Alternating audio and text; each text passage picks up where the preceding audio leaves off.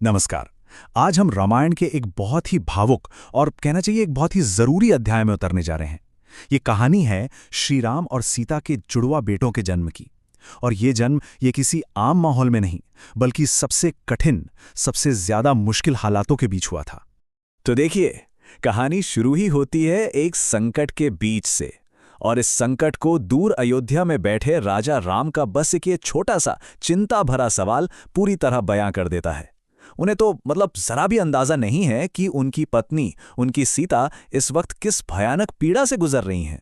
तो हो क्या रहा है, सीता जिन्हें देश निकाला मिला हुआ है वो ऋषि वाल्मीकि के आश्रम में रह रही हैं। लेकिन जब उनके बच्चों के जन्म का समय आता है तो वो पल अंदर और बाहर दोनों तरफ से भयंकर खतरों से घिर जाता है। आश्रम के अंदर एक बहुत बड़ी चुनौती है। ऋषियों को पता चलता है कि सीता के गर्भ में एक नहीं बल्कि 2 संतानें हैं और इस वजह से ये प्रसव बहुत ही मुश्किल हो गया है। इतना मुश्किल कि उनकी अपनी जान पर बनाई है। हालत बहुत बहुत ही ज्यादा नाजुक है। और ठीक इसी वक्त जब अंदर ये सब चल रहा है, आश्रम के बाहर एक और कयामत टूट पड़ी है। एक राक्षस है लवणासुर। उसे आश्रम की आध्यात्मिक शक्ति ने अंदर आने से रोक दिया है, तो वो गुस्से से पागल हो गया है। उसने बदला लेने के लिए पूरे जंगल को जहरीले धुएं से भर दिया है। उसकी कोशिश है कि दम घुटने की वजह से आश्रम में जो भी है उसे बाहर आना ही पड़े।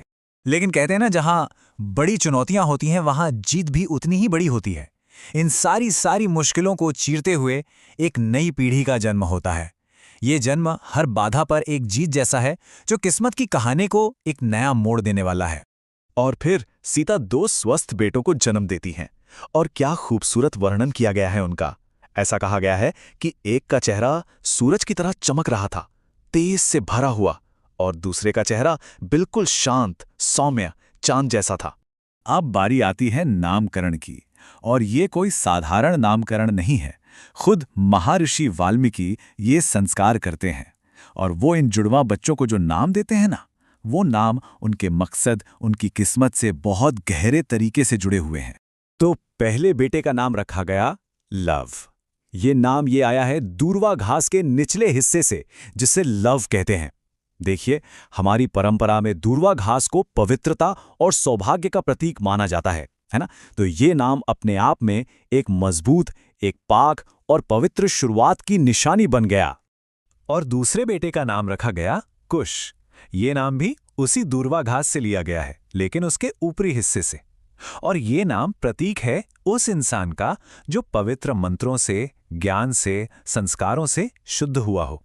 तो एक मजबूत नींव है और दूसरा उस पर ज्ञान का शिखर है। पर बात यहीं खत्म नहीं होती। ऋषि वाल्मीकि सिर्फ बच्चों के नाम नहीं रखते, वो उनके भविष्य का ऐलान भी करते हैं।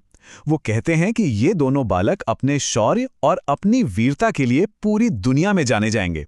और यही वो दोनों हैं जो एक दिन अपने बिछड़े हुए माता पिता को फिर से मिलाएंगे। यही उनकी नियति है। तो एक तरफ तो आश्रम में खुशियां मनाई जा रही हैं, उत्सव हो रहा है। वहीं दूसरी तरफ जो राक्षस हार गया था, लवणासुर, वो अब अपनी ताकत के बल पर लड़ने का इरादा छोड़कर एक कहीं ज्यादा खतरनाक, कहीं ज्यादा गहरी साजिश रच रहा था।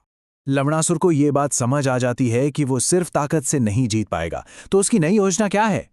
राम और सीता की विरासत को ही जड़ से खत्म कर दो। और वो कैसे होगा? उनके बच्चों के मन में जहर घोलकर, उनकी शिक्षा को, उनके संस्कारों को भ्रष्ट करके, ताकि राम राज्य की स्थापना ही ना हो सके और असुरों का साम्राज्य हमेशा के लिए बचा रहे।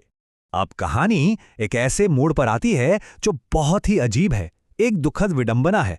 यहाँ पूरा परिवार एक दूसरे के इतने करीब आ जाता है, लेकिन फिर भी अपने अपने कर्तव्य और हालातों की वजह से वो एक दूसरे से मिल नहीं पाते, अनजान बने रहते हैं। होता यह है कि आश्रम में एक महान योद्धा आते हैं ऋषि वाल्मीकि से आशीर्वाद लेने। और जानते हैं ये कौन है? ये कोई और नहीं बल्कि श्री राम के सबसे छोटे भाई और उन नवजात बालकों के सगे चाचा शत्रुघ्न है। लेकिन सवाल यह है कि वो यहां आए क्यों हैं? दरअसल उन्हें खुद श्री राम ने एक बहुत बड़ा काम सौंपा है, और वो काम है उसी राक्षस लवणासुर का वध करना, जिसने अभी अभी आश्रम पर हमला करने की कोशिश की थी। और उधर सीता छिपकर अपने देवर को देख रही हैं। सोचिए जरा, क्या बीत रही होगी उनके दिल पर। वो मन ही मन रो रही हैं।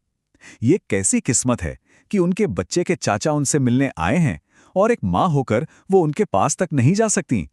उन्हें रघुकुल के वारिसों के होने की खबर उसी इंसान से छिपानी पड़ रही है जो उसी रघुकुल के भविष्य को बचाने के लिए निकला है। तो यहां हम एक बहुत गहरे विरोधाभास पर आकर खड़े हो जाते हैं। एक तरफ एक भाई है शत्रुघ्न, जो अपने वंश को बचाने के लिए, बुराई से लड़ने के लिए आशीर्वाद लेने आया है, और दूसरी तरफ एक माँ है सीता, जिन्हें उसी वंश को उसी बुराई से बचाने के लिए दुनिया से छुपाना पड़ रहा है। दोनों अपनी अपनी जगह अपना धर्म निभा रहे हैं, और ये हमें सोचने पर मजबूर करता है कि आखिर अपनी विरासत को बचाने का, उसकी रक्षा करने का असली मतलब होता क्या है।